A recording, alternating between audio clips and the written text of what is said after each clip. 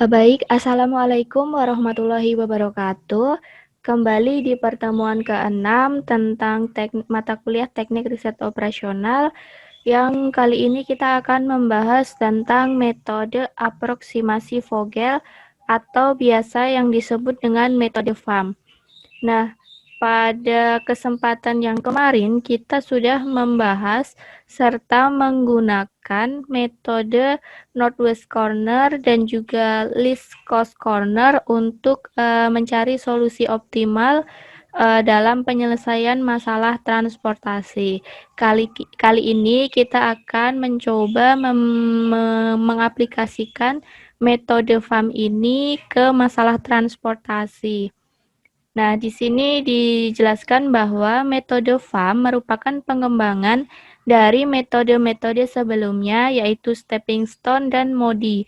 Perbedaannya terletak pada kemudahan, kecepatan, dan ketepatan perhitungan.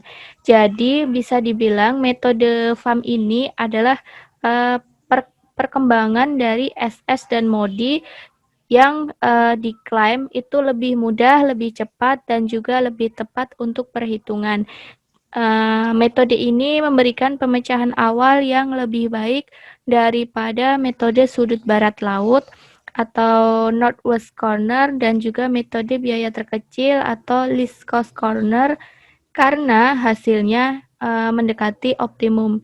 Jadi nanti kita coba praktekkan, kita lihat bagaimana langkah-langkah dalam penyelesaian masalah transportasi menggunakan metode aproksimasi Vogel. Nah, di sini prinsip kerja aproksimasi Vogel tersendiri yaitu yang pertama, prinsipnya yaitu menghitung penalti untuk tiap kolom dan juga baris dengan jalan mengurangkan elemen ongkos terkecil dari yang kedua terkecil. Jadi nanti langkah awalnya kita mencari kedua ongkos terkecil dari tabel permasalahan, kemudian kita mengurangkan masing-masing ongkos terkecil tersebut.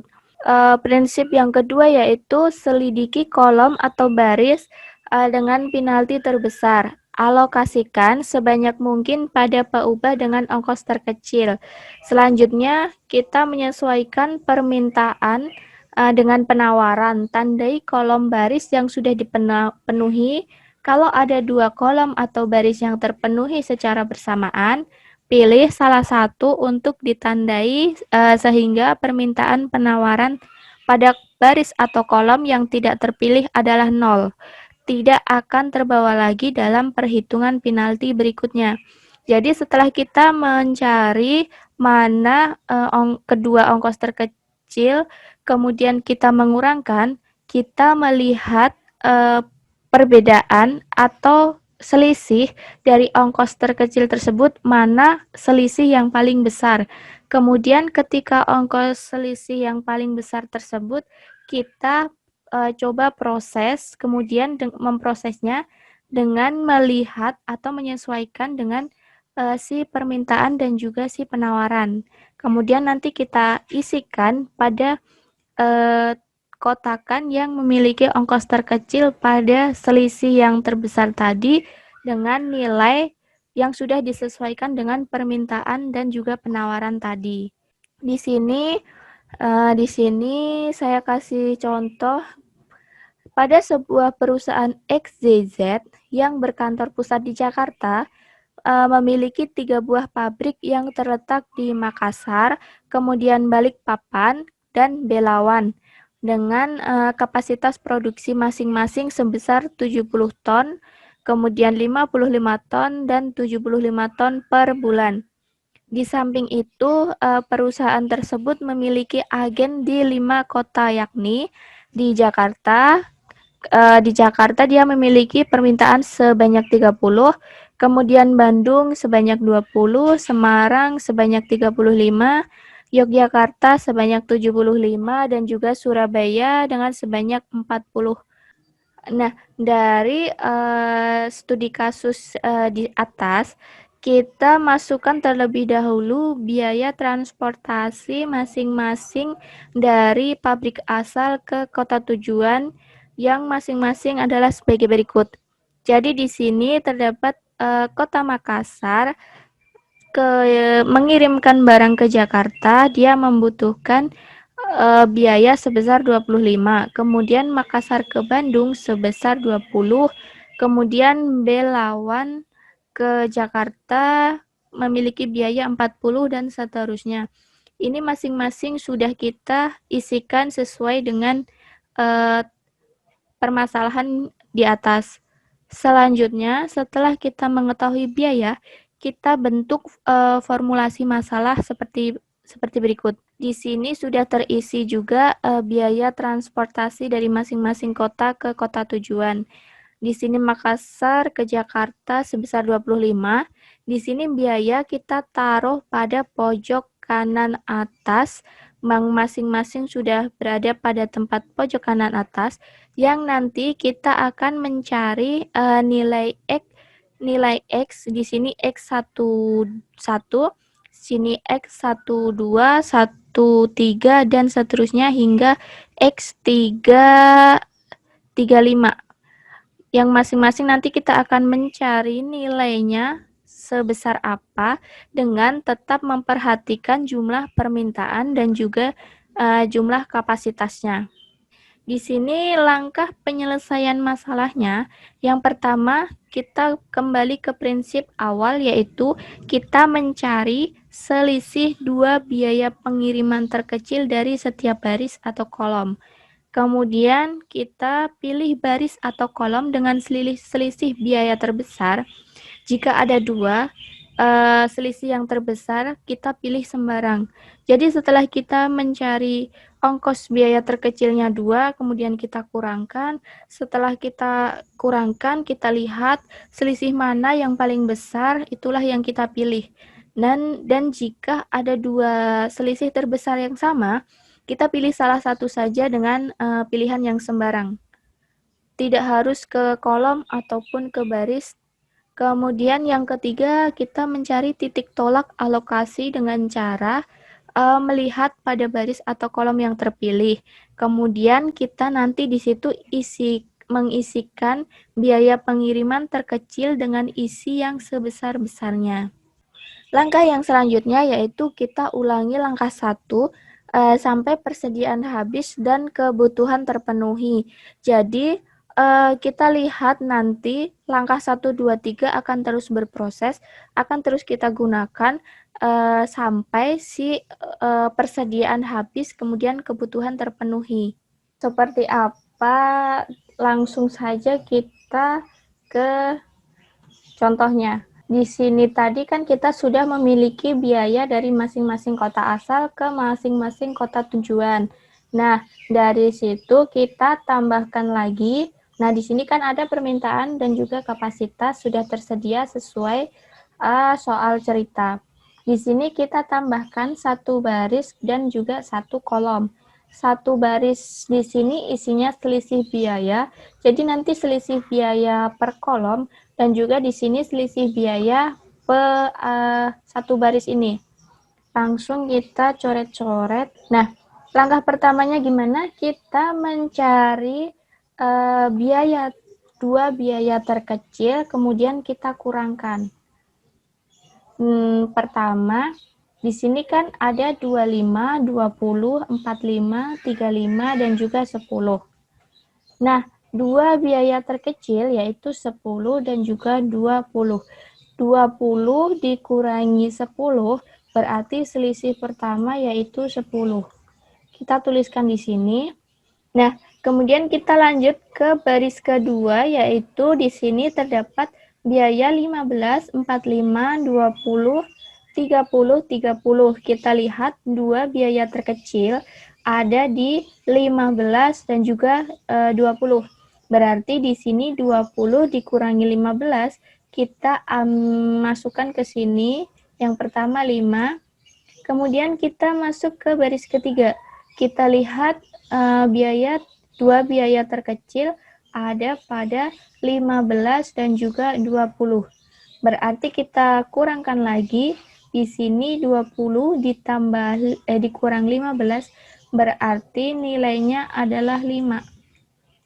Setelah baris sudah selesai, kita masuk ke kolom. Kita lihat ke bawah, ke kolom. Kolom pertama, selisih biaya, dua biaya terkecil, yaitu selisih dua biaya terkecil, yaitu 15 dan juga 25. 25 dikurangi 15 berarti di sini kita isikan 10. Nah, setelah 10 kita masuk ke kolom kedua. Kolom kedua kita lihat dua biaya terkecil ada pada 20 dan juga 25. Berarti di sini kita cari selisihnya 25 dikurangi 20, nilainya 5. Maaf. Kemudian kolom ketiga ada 20 dan juga 45. Berarti 45 dikurangi 20 yaitu 25.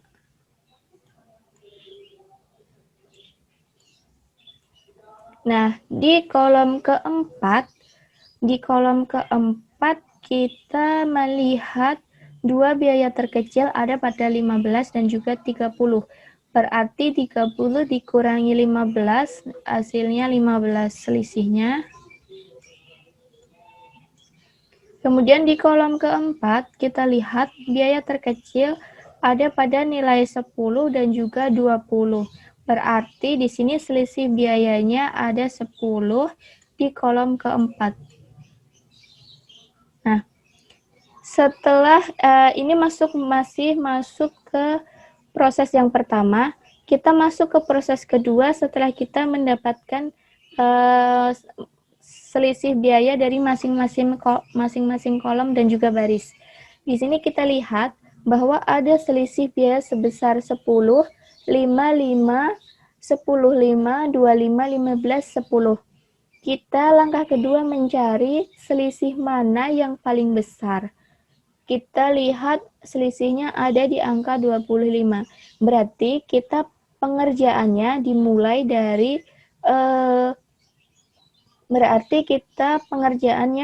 dari kolom ketiga, yaitu di sini.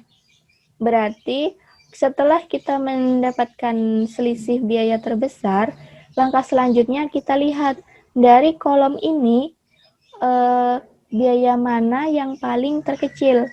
Berarti ada di 20. 20 adalah nilai biaya terkecil. Berarti kita cari dulu di sini isinya. Kita isikan dengan melihat kapasitas dan juga permintaan. Kapasitasnya di sini ada 55, sedangkan permintaannya hanya 35. Berarti kita isikan nilai paling minimum, yaitu 35. 35, jika kita lihat dalam satu baris, berarti belum memenuhi. Berarti di sini masih ada peluang untuk terisi. Sedangkan kalau kita lihat kolom, berarti di sini harusnya logikanya sudah tidak terisi. Kalau terisi, berarti jumlah permintaannya akan melebihi 35. Nah, langkah yang selanjutnya, karena yang terisi masih 1, sedangkan masih banyak lagi, kita ulangi. Kita ulangi lagi seperti langkah yang pertama, sampai si sel atau kotakan-kotakan biaya ini habis terisi dan juga habis tersilang. Nah, berikut hasil akhir dari penyelesaian dengan metode FAM. Di sini saya tuliskan singkatnya saja karena prosesnya masih sama dengan langkah yang awal tadi. Kita pertama mencari dua biaya terkecil dari masing-masing baris dan juga masing-masing kolom. Setelah kita menemukan biaya terkecil dari keduanya, kita kurangkan, kemudian kita masukkan di sini. Nah, di sini kenapa saya kasih slash? Di sini maksudnya yang pertama, iterasi pertama, iterasi kedua, iterasi ketiga, iterasi keempat, iterasi kelima, dan seterusnya, sampai sel yang ada warna abu-abu ini terisi atau terpenuhi semua. Jadi di sini maksudnya iterasi pertama kita mendapatkan nilai 10, 5, 10, 5, 25, 15, 10. Kita lihat mana selisih terbesar, kemudian nanti kita kerjakan yang memiliki selisih terbesar. Di sini tadi kan terbesarnya 25, berarti di sini kita kerjakan biaya terkecil yang mana dari 45, 20, dan 50. Jadi saya coret-coret. Jadi setelah kita mendapatkan angka 25, selisih terbesar, kita fokus untuk mengerjakan yang ada pada sini, di sini. Kita fokus di sini. Kita fokus di sini, kemudian kita cari biaya mana yang paling kecil, yaitu ada di 20. Berarti kita kerjakan hanya di kotak ini saja dulu, yang pertama. Setelah kita memperhatikan kapasitas dan juga permintaan, kita di sini mendapatkan nilai, yaitu 35. Berarti logikanya di sini silang-silang. Ini iterasi yang pertama. Kemudian kita lanjut dengan iterasi kedua. Masih sama langkahnya, tapi yang disilang dan yang sudah terisi tidak kita kerjakan. Kita anggap dia sudah selesai. Berarti kita lihat di sini ada 25, ada 20, kemudian ada 35 dan juga 10. Berarti 10 dan juga 20 kita kurangkan menjadi hasilnya iterasi keduanya senilai 10. Di sini juga sama, baris kedua, kita lihat bahwa yang terkecil adalah 15 dan juga 30. Berarti selisihnya adalah selisih iterasi kedua yaitu 15. Begitu, di sini iterasi kedua senilai 5. Kemudian iterasi kedua kita enter ke bawah saja dan seterusnya. Ini maksudnya apa? Kenapa cuma ada 2 iterasi? Ada banyak iterasi sampai 6. Berarti kalau yang sudah sampai cuma 2 nilai seperti ini, berarti di sini sudah selesai. Karena kita lihat ternyata memang benar. Di sini sudah tidak ada, di sini tidak ada, tidak ada. Di sini juga tidak ada, tidak ada, tidak ada, tidak ada. Nah, berarti kita lihat di sini bahwa permasalahan yang di atas tadi dapat kita selesaikan dengan 6 iterasi. 6 iterasi kita sudah dapatkan masing-masing sel ada yang terisi dan juga ada yang memang tidak boleh diisi. Berarti kita mendapatkan nilai X11 sebesar 10, X12 sebesar 20, kemudian X15 sebesar 40, X21 sebesar 20, X34 sebesar 75, dan X23 sebesar 35. Masing-masing sudah kita dapatkan nilainya. Nah, langkah yang selanjutnya setelah kita tadi sudah mengisi sel-sel yang ada di sini berarti yang kosong itu memang tidak diisi karena yang terisi ternyata hanya di sel-sel ini 10, 20, 40, 20, 75 dan di sini tadi sebesar 35. Nah, berarti di sini maksudnya dari kota asal Makassar ke tujuan Jakarta dengan biaya 25, dia hanya mampu maksimal mengirimkan 10 barang. Kemudian dari Makassar ke Bandung, dia hanya maksimal mengantarkan 20. Dan dari Makassar ke Surabaya, dia hanya mampu mengantarkan sebesar 40. Karena kapasitas pengantaran dari kota Makassar hanya sebesar 70. Nah, setelah itu kita masukkan dalam tabel seperti ini biar lebih jelas. BPP itu Balikpapan ke Semarang sebesar 35. Kemudian mereka memiliki biaya masing-masing dan di sini kita kalikan. Kemudian setelah kita kalikan, di sini kita mendapatkan nilai optimum dari si permasalahan di atas. Nilai optimumnya yaitu sebesar 3.175. Seperti itu, jadi kita mendapatkan nilai optimum atau biaya yang paling minimum untuk masalah yang di atas, kita mendapatkan nilai 3.175. Sebenarnya langkah-langkahnya, konsep prinsipnya itu masih sama dengan yang kemarin Northwest Corner dan juga Least Cost Corner. Cuma untuk langkah awal perbedaannya di sini tadi. Ada di sini tadi.